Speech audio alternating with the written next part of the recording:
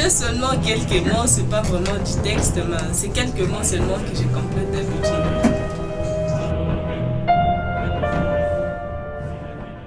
Qu'importe les choses auxquelles nous croyons, la vie demeure souffrance et tragédie.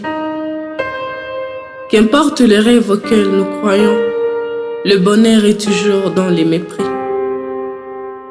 Des larmes jaillissent, des cœurs toujours meurtris. Qui comprendra donc cette réalité? Qui annoncera donc cette vérité exposée à deux réalités cassantes et à deux épreuves choquantes?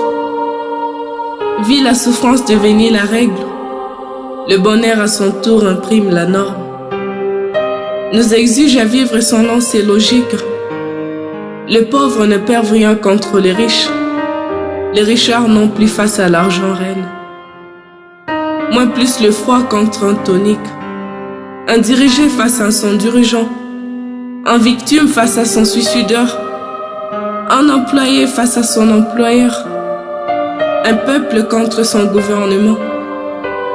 Jusque-là, je note que dans mon journal, les constants et réalités de la vie, les mauvais ainsi que les bons, sans changer d'avis.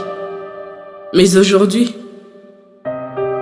j'ai décidé de les sortir de mon journal et exposer l'amertume de ce gamin orphelin, pas par volonté de Dieu, mais parce que le monde l'a voulu et décidé. Par force du malheur, ôter la vie d'un père et laisser sa famille modeste. Le pire est qu'il ne devait rien au monde. Sa fortune même ne pouvait nourrir sa famille. Mais comment devrait-il prendre soin du monde, alors qu'il ne pouvait même pas rendre du sien meilleur? J'en ai marre de noter sur une femme violée par un homme qui est aussi venu d'une femme, grandi et devenu homme grâce à une femme, mais qui n'hésite pas à la détruire avec facilité. Mais où va le monde? Je ne supporte plus écrire sur de petits villageois qui fréquentent de modestes écoles, souvent maltraités par des dix bourgeois et se disent appartenir à une partie du monde. C'est comme vivre indépendant dans un monde très dépendant. Vivre l'esclavage comme dans la dépendance, alors il n'y a pas de place pour survivre l'indépendance. Je commence par arracher des feuilles, comme un fils arraché dans un cœur pour être mené et entraîné parmi les rebelles afin de revenir un jour en finir avec ce cœur. Je préfère encore arracher des feuilles qui gravaient l'histoire d'une mère à merveille qui donne naissance à une jolie gamine pour pouvoir la maltraiter les jours à venir parce qu'elle est très grande et qu'elle est trop petite, parce qu'elle a toujours raison et qu'elle a tort. Une chose est sûre, même qu'elle n'y peut rien. De plus, je déteste voir une adolescente qui oublie même qu'elle est dépendante depuis son enfance, mais n'hésite à traiter ses parents d'exigeants. Les jeunes de nos jours ne réussissent parce qu'ils ne réfléchissent.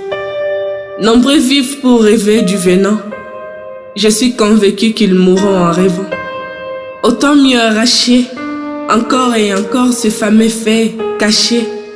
Elles n'ont plus d'importance, car personne ne veut reconnaître sa souffrance.